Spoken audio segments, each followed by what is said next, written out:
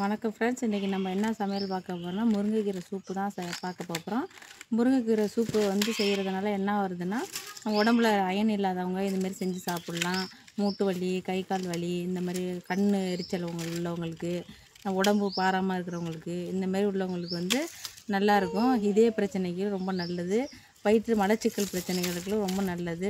ரொம்ப இது எல்லாத்துக்குன்னா உடம்புல ரத்தம் இல்லாதவங்களுக்கு ரொம்ப டெய்லி கொஞ்சம் கொஞ்சம் சாப்பிட்டாலே போதும். ஞாபக சக்தி அதிகப்படுத்தும். குழந்தைங்களுக்கு சும்மா சாதத்தில் பிசைஞ்சு 1.5 வயசு குழந்தைங்களுக்கு மேலே உள்ள குழந்தைங்களுக்கெல்லாம் கொடுக்கலாம். கொஞ்சம் கொஞ்சம் இதில் நல்லா பெனிஃபிட்டாக இருக்கும். அதுக்கப்புறம் நினைவாற்றலை அதிகப்படுத்தும். இதில் இந்த முருங்கைக்கீரை இன்றைக்கி டெய்லி கொஞ்சம் கொஞ்சம் சாப்பிட்டிங்கன்னா ரொம்ப இளமையாக இருப்பீங்க. இது எப்படி செய்யலான்னு இப்போ பார்க்கலாம். 5-6 பூண்டு, வெங்காயம், இது மல்லி, சீரகம், சோம்பு, மிளகு, பட்டை மிளகாய், தக்காளி தவிர இப்போ எல்லாத்தையும் அம்மியில் வச்சு நசுக்கி எடுத்துகிட்டு வந்துடலாம். தேவையான அளவு எண்ணெய் ஊற்றிக்கலாம். இப்போ இந்த இடித்து வச்சுருக்க பொருளெலாம் சேர்த்துடலாம்.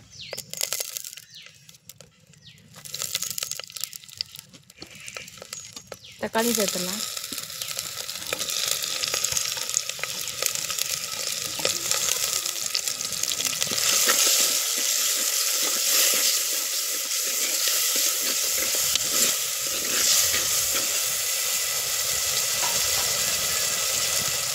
கொஞ்சம் மஞ்சள்தூள் போட்டுக்கலாம்.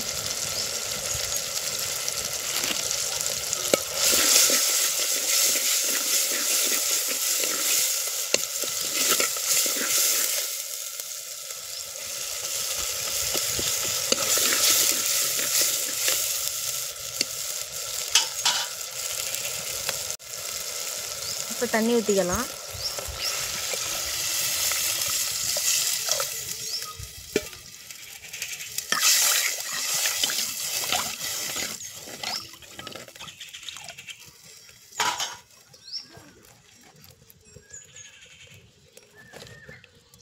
இப்போ தேவையான அளவு உப்பு போட்டுக்கலாம். நல்லா கொல்லையில் உட்காந்து சமைக்கிறதுனால பக்கத்துலேயே சருவெல்லாம் கொட்டி கிடக்கு. இப்போ நல்லா கொதிச்சிச்சு. இப்போ கீரை அள்ளி போட்டுடலாம். இதில் கீரை போட்டதுக்கு அப்புறம் அடுப்பு ரொம்ப வேகமாக இருக்கக்கூடாது. கீரை அயர்ந்து போயிடும் ஒரு மாதிரி. என்னடா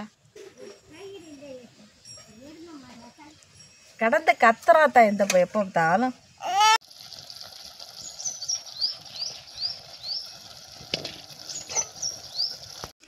அவ்வளோதான், முருங்கைக்கீரை சூப்பு ரெடி ஆயிடுச்சு. இப்போ இறக்கிடலாம்.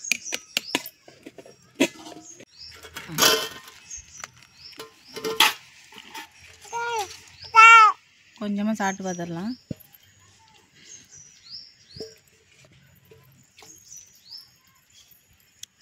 உப்பு மட்டும் இல்லை, கொஞ்சம் லைட்டாக உப்பு போடணும்.